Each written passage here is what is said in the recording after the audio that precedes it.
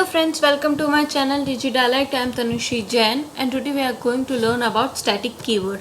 अपन static keyword mainly क्यों use करते हैं?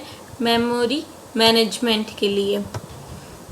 ओके, अब अपन इसको चार जगह यूज़ कर सकते हैं स्टैटिक कीवर्ड को.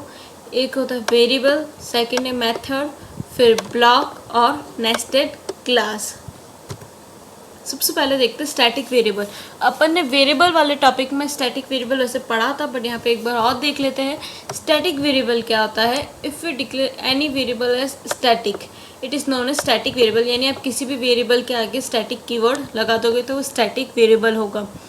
इसको मेमोरी जो है वो एक ही बार मिलती है क्लास में. ओके, और इससे क्या होता है, अपना प्रोग्राम जो है वो मेमोरी एफिशिएंट बनता है या it saves memory.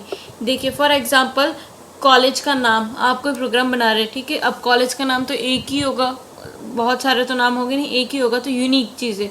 Roll number होगा स्टूडेंट्स के, या उस केस में अपन स्टैटिक जो कीवर्ड है वेरिएबल के आगे वहाँ यूज़ कर सकते हैं. नेक्स्ट होता है स्टैटिक मेथड. किसी भी मेथड के आगे स्टैटिक कीवर्ड लगा देते हैं तो वो क्या बनता है? Static method.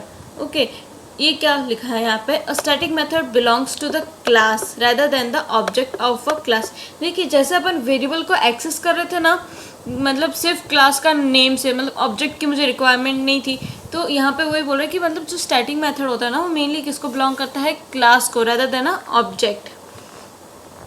अब ये कैसे, मतलब उसको कैसे यूज़ करेंगे? जैसे ही अपन ने क्लास बनाया, ठीक है, विद क्लास की हेल्प से, मतलब क्लास का नाम डॉट वो मेथड करके अपन यूज़ कर सकते हैं. अपन को इंस्टेंस की या इंस्टेंस बनाने की कोई नीड नहीं होगी.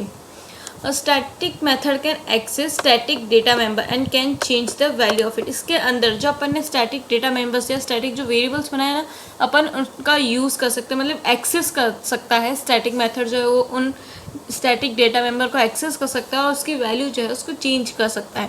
अपन स्टैटिक मेथड का पहला एक एग्जांपल देखते हैं.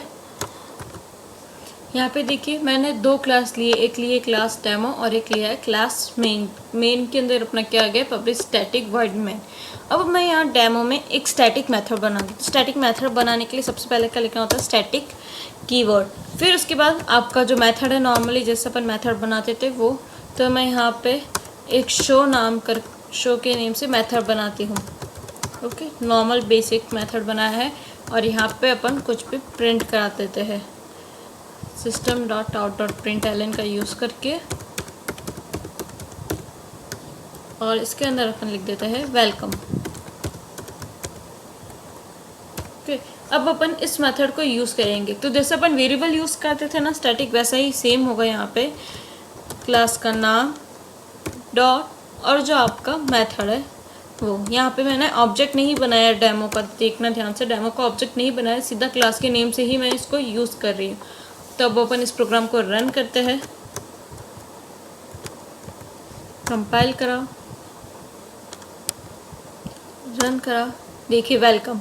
आउटपुट में अपने क्या आ गया? वेलकम. अब अपन एक स्टैटिक वेरिएबल बनाएंगे जिसको यूज़ करेगा अपना स्टैटिक मेथड. तो अपन उस चीज़ को भी देखेंगे. यहाँ पे अपन एक स्टैटिक वाला वेरिएबल बनाएंगे और एक नॉन स्टैटिक. तो ये लिया मैंने नॉन स्टैटिक. ओके, अब ये चीज़ ध्यान रखना, जो स्टैटिक मेथड होते हैं ना वो सिर्फ स्टैटिक वेरिएबल को ही एक्सेस करेंगे, नॉन स्टैटिक को एक्सेस नहीं करेंगे. अब मैं यहाँ पे इंट ए को जब एक्सेस करूँगी ना स्टैटिक मेथड के अंदर तो एरर आएगी. अपन यहाँ पे एक और बनाते हैं जो होगा स्टैटिक टाइप का. बी इक्वल्स टू रखा मैंने 9. ठीक है, अब मैं यहाँ पे ए को एक्सेस कर रही हूँ और बी को भी. ठीक है, ए प्लस, यहाँ पे आप गैप नहीं दो तो भी चलेगा, बट ये चीज़ ज़रूर लगाना. ठीक है, यहाँ पे गैप नहीं दोगे तो भी चलेगा, ऐसे भी लिख सकते हो, लेकिन यहाँ पे ये ज़रूर लगाना इन्वर्टेड कॉमा. इससे क्या होता है, अगर ये नहीं लगाओगे ना तो a प्लस बी करके सॉल्यूशन दे देगा मुझे, यानी 9 + 5 करके आउटपुट दे देगा वो. ओके, अपन ने लिखा और यहाँ पे b की वैल्यू 9 है, बट मैं यहाँ पे b की वैल्यू जो है वो यहाँ पे चेंज भी कर देती हूँ. इसको अपन रख देते हैं 2. ओके, और अब अपन इसका आउटपुट देखते हैं. तो कंपाइल करा, देखिए एरर आई है.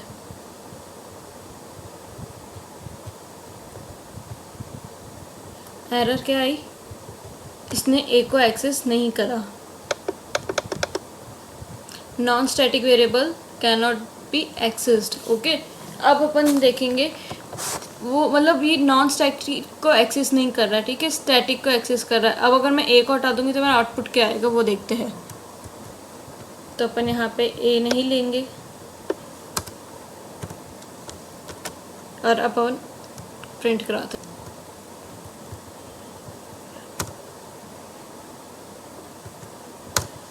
तो इससे अपन को क्या आइडिया हुआ, जो स्टैटिक मेंबर्स होंगे वो सिर्फ स्टैटिक वेरिएबल को ही एक्सेस करेंगे, लेकिन अगर वो मेरा नॉन स्टैटिक मेथड होता ना तो वो एक्सेस कर लेता। वो मतलब नॉन स्टैटिक जो होता है ना मेथड, वो दोनों को एक्सेस कर सकता है, लेकिन स्टैटिक मेथड सिर्फ स्टैटिक वेरिएबल को ही एक्सेस करेगा। तो अब अपन यहाँ पे इसको बना देते हैं नॉन स्टैटिक, और फिर अब अपन देखते हैं। ओके, अब बिकॉज ये नॉन स्टैटिक है तो डेमो से तो होगा नहीं, वो किससे कॉल होगा, ऑब्जेक्ट के थ्रू। तो यहाँ पे अपन ऑब्जेक्ट बना लेते हैं, टू न्यू डेमो। ओके, और अब अपन इसको रन करेंगे। कंपाइल करा और रन करा। देखिए 5 और 2 मतलब क्या हुआ, नॉन स्टैटिक मेथड ने दोनों को एक्सेस करा। नेक्स्ट टॉपिक है हमारा static block. It is used to initialize the static data member. It is executed before the main method at the time of class loading. अपन जैसे ही मतलब ऑब्जेक्ट बना देंगे ना, ठीक है, मेन मेथड के अंदर उसी वक्त ही ब्लॉक चल जाएगा, बिना किसी का यूज़ करे, बिना किसी की हेल्प से, मतलब डायरेक्ट क्लास बनते ही ये सबसे पहले क्या चलता है, स्टैटिक ब्लॉक। अब अपन इसको ट्राई करते हैं। यहाँ पे सबसे पहले अपन क्या लिखेंगे, स्टैटिक कीवर्ड। ओके, फिर ये हो गया स्टैटिक ब्लॉक, कीवर्ड बनाए and then curly bracket start और एंड। इसके अंदर अपन लाइन प्रिंट करा देते हैं और यहाँ पे लिख देती हूँ मैं स्टैटिक। ओके, अपन एक को ब्लॉक बना देते हैं नॉर्मल इंस्टेंस ब्लॉक।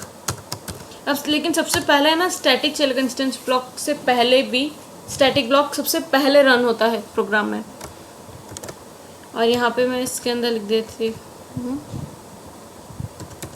ब्लॉक।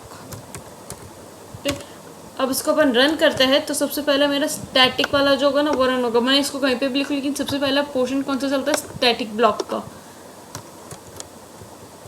तो कंपाइल करा अपन ने, रन करा, सबसे पहले क्या आया, स्टैटिक लिखा हुआ, और फिर क्या आया, ब्लॉक। सबसे पहले कौन सा चला है, स्टैटिक ब्लॉक। नेक्स्ट क्लास का जो टॉपिक है अपन वो इनर क्लास के अंदर पढ़ेंगे। इस टॉपिक के रिगार्डिंग कोई भी डाउट है तो उसे कमेंट करें और सब्सक्राइब करें मेरे चैनल को, ताकि आपको और भी नोटिफिकेशंस मिलती रहे। जब भी मैं कोई भी नेक्स्ट वीडियो अपलोड करूँ तो आपको पता चल जाए। शेयर करें वीडियो को, अगर आपको अच्छा लगा इसे लाइक करें। Thank you.